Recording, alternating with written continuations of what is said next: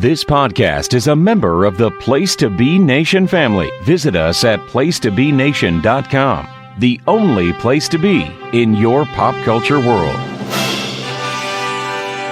DC4U.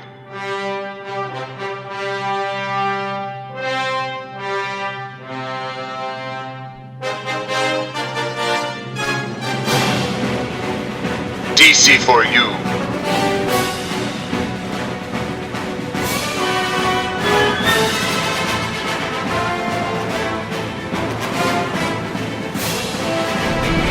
DC4U.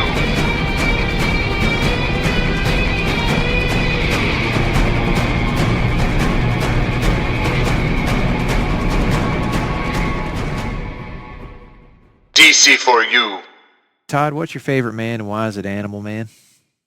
Well, first off, my favorite man is Henry Rollins, but my favorite man named Buddy Baker is Animal Man. How about that? Is that relevant? Because Animal Man, I can remember the first time I read anything about Animal Man or saw anything about him was in the classic 1985 era DC comic called Who's Who in the DC Universe. He was one of the very first pages, and I read about Animal Man and how he was can do whatever an animal can. You know, if he has an animal he's in proximity to, he can adapt that animal's abilities to himself and then maybe store that when he needs to. And then they brought him back as part of this group of forgotten heroes in DC Comics Presents, I believe, along with Dolphin and some other classic heroes from DC that nobody really remembered at the time. But definitely, we're talking about maybe the latest version of Animal Man, yeah? Yeah. We're on this episode of DC4U. We're continuing our horror month, and for a character who's traditionally been kind of a bit goofy like Animal Man, you might not suspect that he would lend himself to a horror title, but you would be wrong, because Jeff Lemire and Foreman launched an ongoing Animal Man title in 2011 as part of the New 52 that was very much a horror book. And today on this episode, we're going to talk about the very first issue of that series.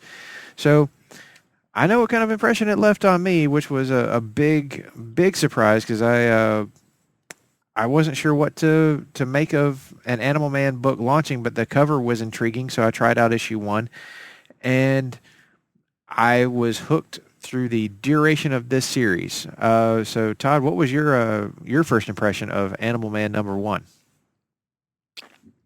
Well, I have a confession. I did buy it initially because I bought every number 1 issue of the New 52. My God, what was I thinking? But yeah. That was quite the month. However, I'm still married.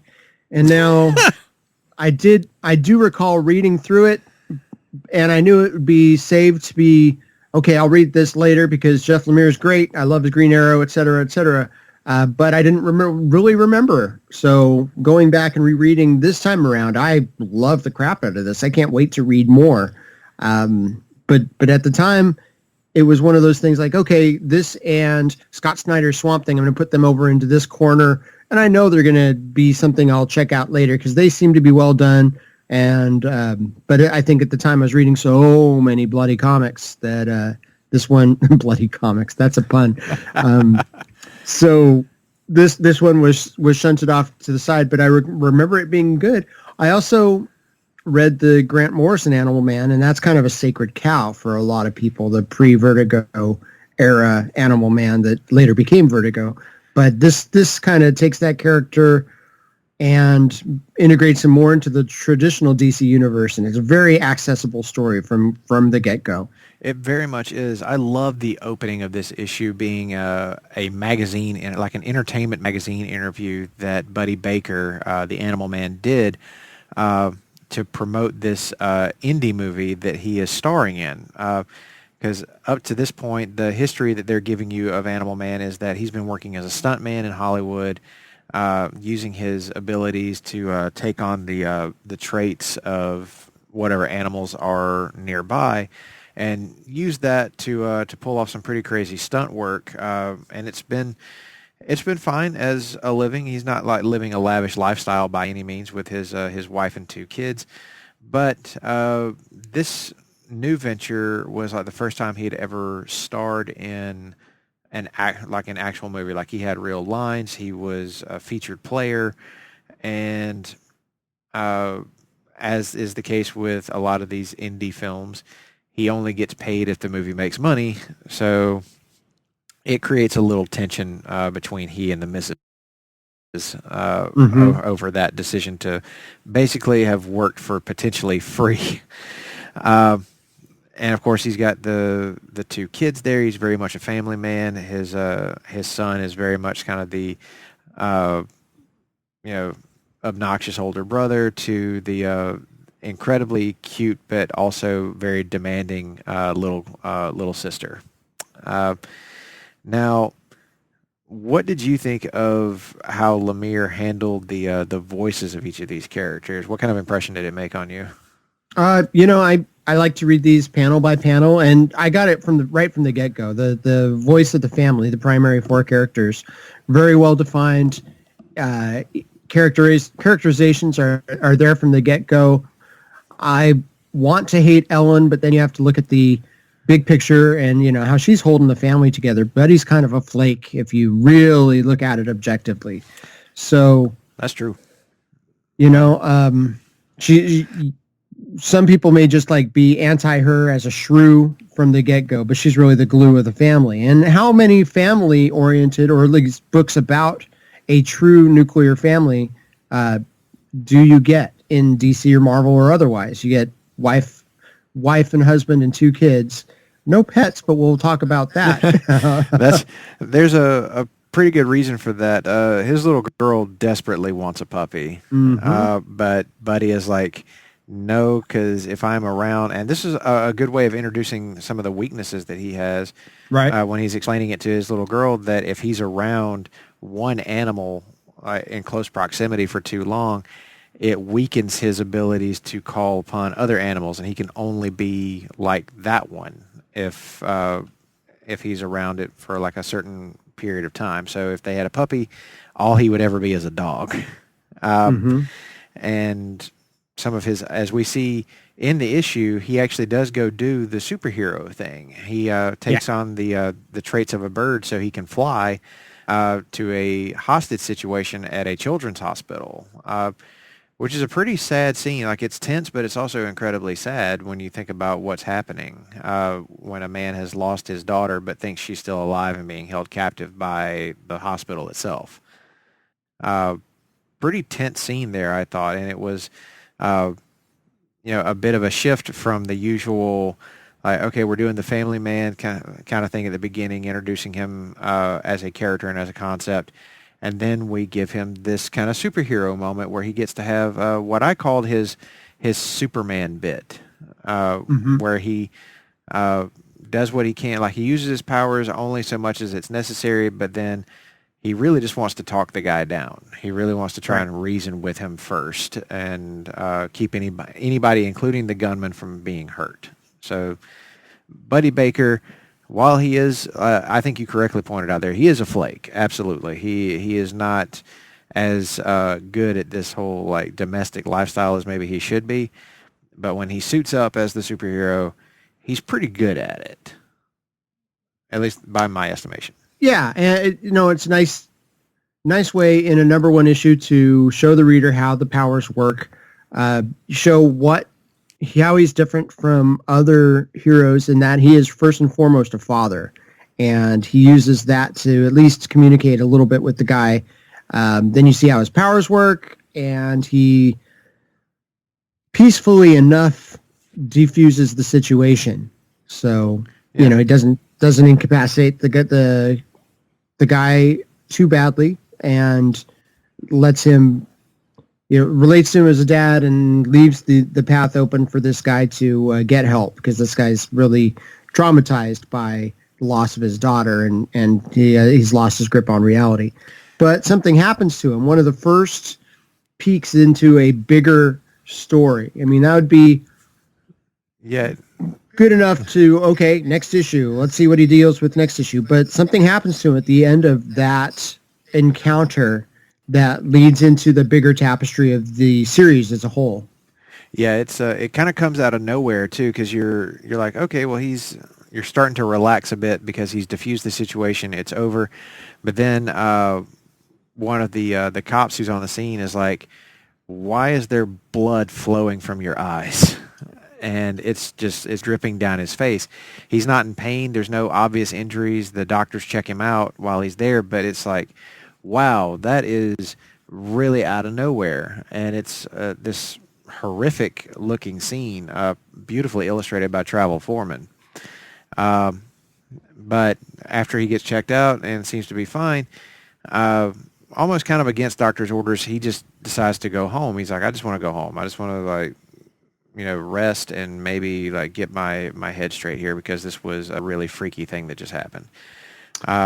And then when he gets home, something even more horrifying happens, because he has this pretty gnarly nightmare sequence, which completely changes the tone of the book. Yes. for the last third. What did you think about Travel Foreman illustrating that nightmare scape of Buddy Baker's mind? Yeah, so many trees and veins. This is one of the themes in this: veins and branches of veins. Because blood is such a big part of this series. And we must note that the dream sequence is in black and white, which lets the red blood and guts found in the dream sequence stand out that much more, which is interesting. Yeah, it kind of puts the book on its side, showing horrible things happening with his children. Yeah, and his biggest fear, but it's also definitely tying into something else here. Very much so. This is, as you alluded to earlier in the episode, Animal Man. This Animal Man series tied very closely with another New 52 series, Swamp Thing, from Scott Snyder and Yannick Paquette, which was also beautifully illustrated, but also gets into some pretty deep body horror elements, and this one certainly does. The river of blood that seems to be running through what Buddy Baker believes is a dream, but is actually his tie to an elemental force called the Red, which ties all animal life on the planet together. The life web that he reaches into to pull pull animal traits from is the tie to the Red itself, and he's tied to it in a similar way to how Swamp Thing is tied to the green, which is the connective life web of all plant life on the planet. The gray that he's seeing is, I believe, the foreshadowing of the coming of the rot, or the gray, which is death and decomposition, where all things are tied together. Gets into some pretty complex stuff as the series goes along.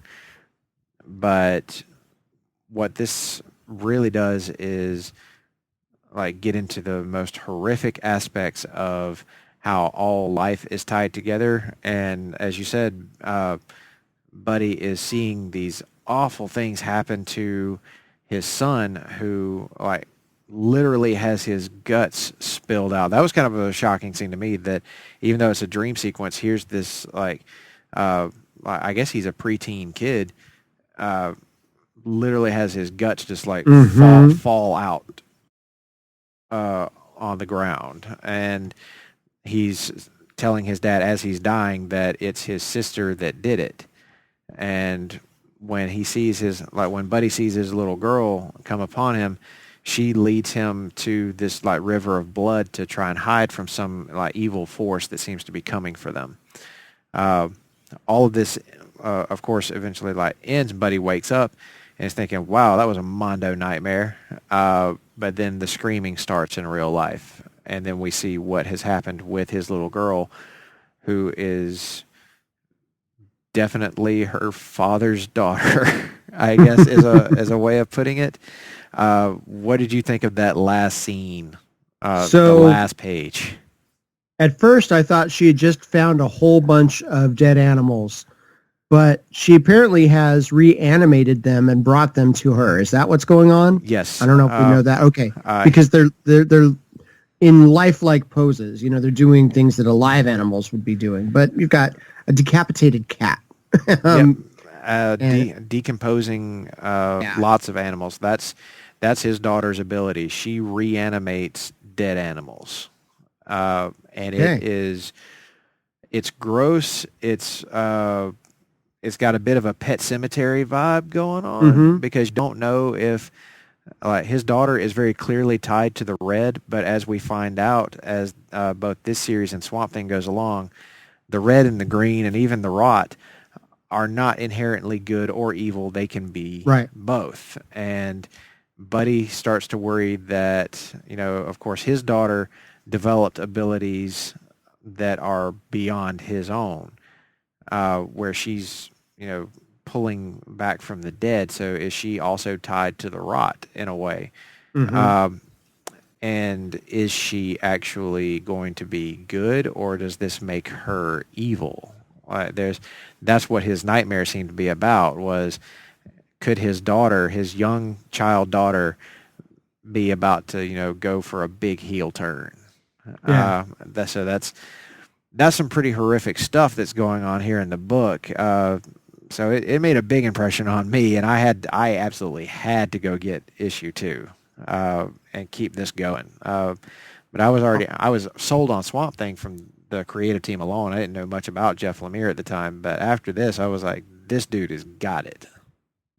Yeah, this may have been, I think Green Arrow again was the first time he got on my radar, and I sure like Black Hammer, and he's done great stuff with Old Man Logan and other books too, but there's no reason for me to think that this wouldn't be something I'd love. You can tell he definitely got a lot of inspiration from the Alan Moore run of something with those concepts of the green and the red. The red is kind of, well, why wouldn't that make sense? Let's use that established framework that we have of the green and Swamp Thing's connection to them.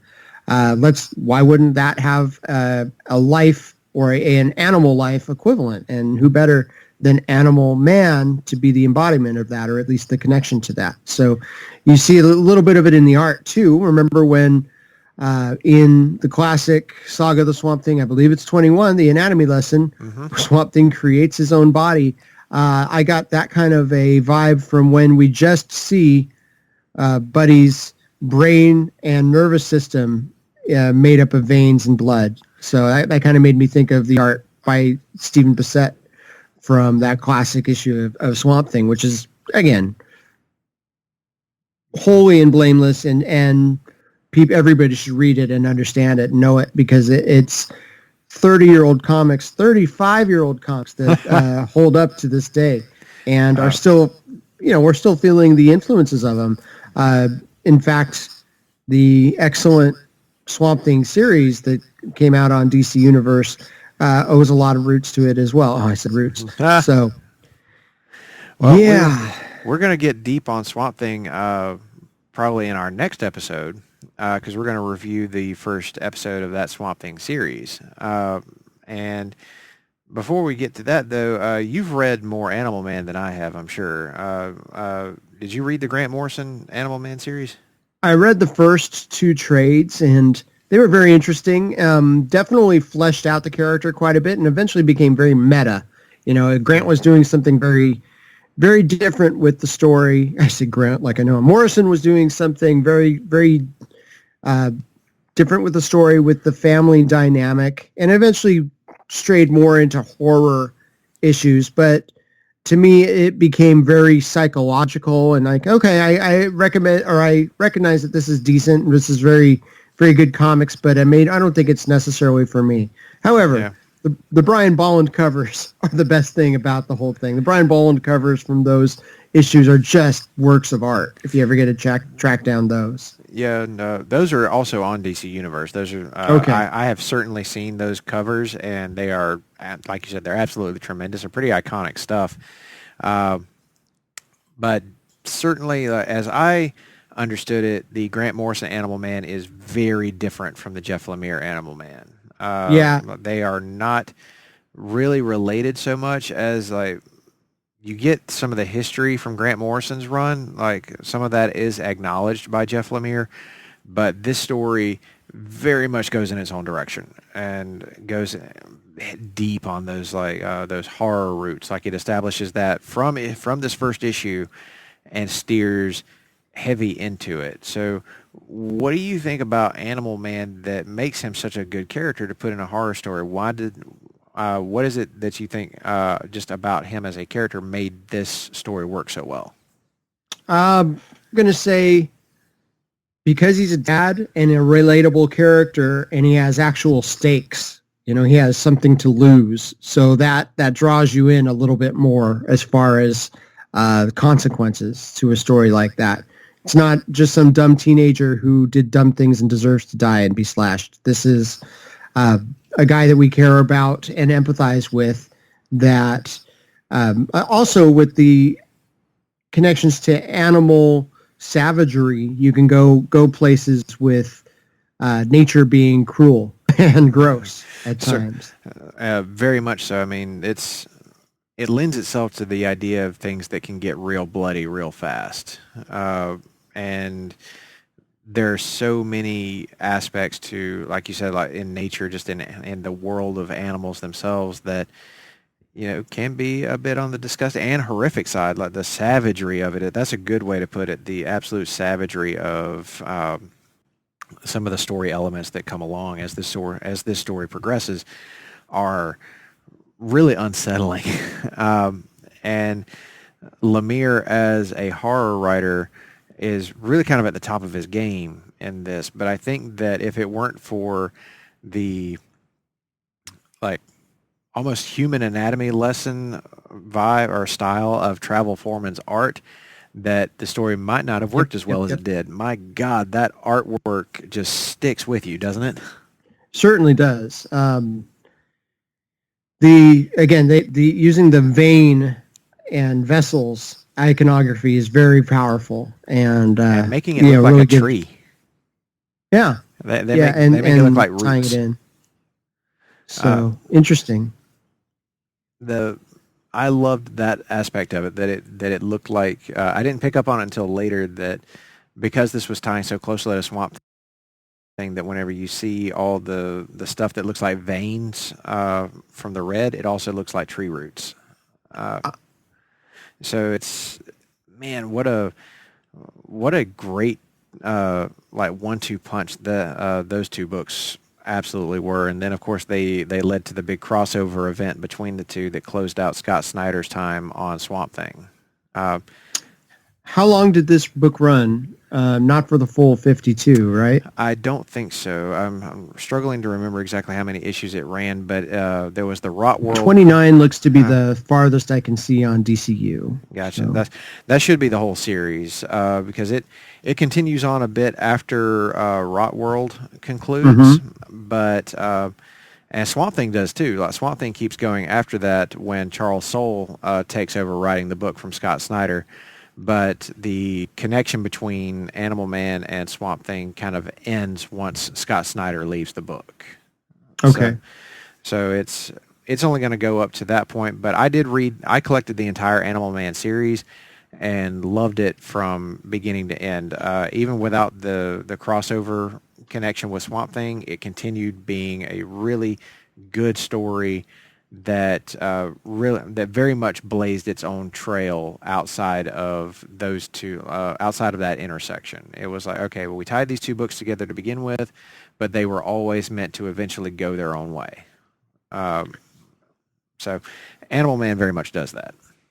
Was he a character that was in Brightest Day at all? I believe so. I think they did. So that was before New 52. Swamp Thing numerically was. Okay. The series ran for 29, but they also had 2 annuals, also written by Lemire, and a 0 issue. Remember when 0 issues were a thing? Yes. Often they would be origin stories for the characters, but coming out a year after the series had started. So, yeah, DC tried that whole we'll do 1-issue origin stories for certain characters to help give people a little more depth and background on the New 52 takes. And some of that worked, some of it didn't. Animal Man, I think, was one that worked pretty well. So everybody would do well to go and check out this entire series, I think. And then, of course, I read the crossover stuff with Swamp Thing. And I would also recommend another book that Jeff Lemire did for a little while in the New 52 called Frankenstein, Agent of Shade. That one also has like 1 or 2 issues that tied into Rot World, but that book actually stood very strongly on its own and is one of those unsung gems of the New 52 that I think a lot of people just like unfairly slept on because it was a weird, like non-mainstream character. But it's actually a real good book while Jeff Lemire's writing it. If you go with somebody who has some notoriety as a good writer, you're probably going to like that book, even if you aren't familiar with the stuff around it, the character he's writing. The guys like Jeff Lemire, Mark Russell, there are a lot of those. And I'm a writer's guy. I buy books based on the writer if I'm not tied to continuing a collection, like Batman. I've got a very long linear group of Batman comics, but generally I follow writers. So Lemire is somebody that I'm going to try and check out almost everything he's done. And eventually I'll finish getting current with you guys on Gideon Falls, too, in Image. Can't recommend that series enough. Good mention, like a little shouts to Image in our horror month. Gideon Falls is a good one to jump on for that.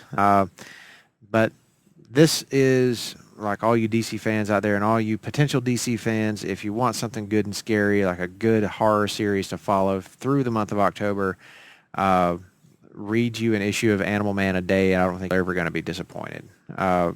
So with that, anything else to, who would you recommend this book to, Todd? What kind of fans out there would you say would like this book? Fathers. Yeah. It's a good one for fathers. How about that? And people looking for something besides just the standard capes and punches superhero story. So this is less about his heroic abilities and more about his connection to a bigger world and the so much he would have to lose as a father. The stakes are raised. Yeah, I would agree with all that, and I would also say if you're a fan of, I want to say John Carpenter's The Thing. Honestly, like if you're into that style of horror, if that movie is something that you enjoyed, I think you should check out Animal Man. I think there are some things in there that might pique your interest. So, with that, that's going to bring this episode of DC4U to an end, and what we're going to do next week, as I said earlier, we're going to come back and take a look at the first episode of DC Universe's Swamp Thing television series, which has unfortunately been canceled after 10 episodes. But we're going to take a look at it and give our opinion on whether or not that was fair, and if this is a series that we can put our stamp of recommendation on. So come back next week, and we will see you next time. DC4U.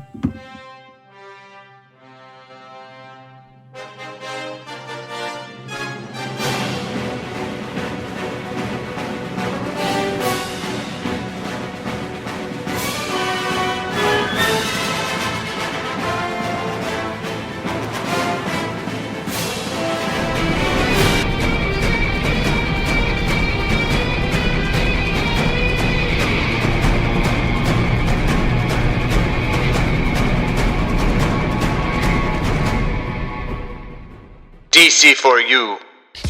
Promotional consideration paid for by the following. Place to Be Nations, JT Rosero and Chad Campbell here. We want to let you know that we have over 24 podcasts available on iTunes, Stitcher, Google Play, and PlaceToBeNation.com. We now offer them to you on 2 great feeds. On the Place to Be Nation Wrestling feed, we dive into topics running the gamut from today's WWE to the glory days of yesteryear and the ins and outs of the territory days. In addition to our full-length shows, we also deliver to you special pod blasts on topics old and new. The Place to Be Nation Pop feed is a veritable treasure trove of great content, offering tremendous shows covering the land of movies, television, life, comics, and sports, brought to you by the most knowledgeable and insightful folks in the podcast world. You can find all these great shows, plus archives of our past podcasts from over the past 8 years as well by subscribing to both feeds on iTunes. And while you're there, be sure to rate and leave feedback as well. All of these shows, plus others, available on PlaceMeNation.com, where we cover pro wrestling, sports, movies, comics, plus in-depth search projects, and much more. Be sure to support our site by using www.PlaceMeNation.com/Amazon when doing your online shopping. We want to thank our friends at Boneheads Wing Bar, ProWrestlingOnly.com, and TheHistoryOfWrestling.com as well. Be sure to follow us on Facebook, Twitter, Instagram, and Tumblr. PlaceMeNation.com, the only place to be in your pop culture world.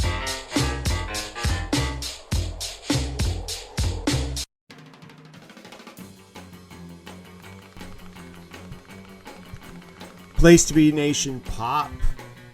Thanks for listening to DC4U. We've got lots of shows to check out on PlaceToBeNation.com, including our weekly shows from Pop. Hard Traveling Fanboys go off the page and kick off their annual Walking Dead month with the discussion of Fear the Walking Dead Episode 4, Season 1, including Morgan's crossing over to Fear the Walking Dead. Brother Sister Rewatch looks at The Office Season 3, Episodes 9 and 10, including A Benihana Christmas, Michael Scott hijinks. As we're in October, Scott Criscuolo continues his look at the Universal monsters in the latest edition of Pop Goes the Classics with 1931's Frankenstein. Fire Bad! DC4U. Last week we talked about DC Comics' best horror offerings. We had a list of mine and Russell's favorite scary DC stories. Plus, we had a look at Keanu Reeves' Constantine film from 2005. This Week in the NFL hits every week. Roger and Johnny recapping the latest set of games. The 49ers are still undefeated. And we preview the upcoming weekend's batch. Skipping to Laugh in Theater because I messed up the live read listing. Andy welcomes David Sunday to Live Watch, So I Married an Axe Murderer. Harriet, I think I did that joke last time. On the latest episode of PTBN's E-Ticket Attraction, it is Halloween Horror Nights time. Jason Sherman, Andy Atherton discuss Universal Studios Orlando, and Starla Marie Locke came on the show to talk about those horror mazes. Pop Goes to the Movies looks at the controversial Joker film. Join J. Arsenio D'Amato and Andy as they look at DC's latest. On the website, actually on our Facebook group, Greatest Song of the 80s Tournament included Sweet Child of Mine won. Not Michael Jackson, but Sweet Child of Mine by Guns N' Roses. Next tournament will be announced on October 14th on the Mothership Place to Be podcast.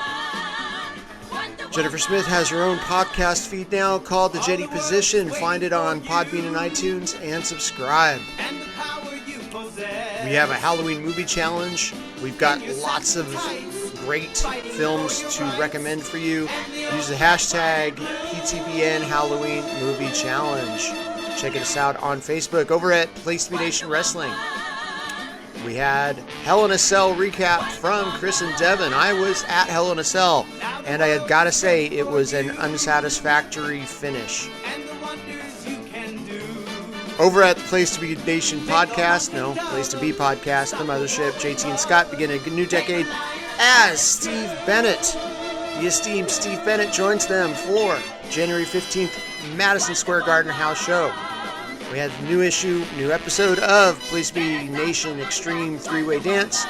JT, Johnny, and Jenny continue their ECW adventure with When Worlds Collide.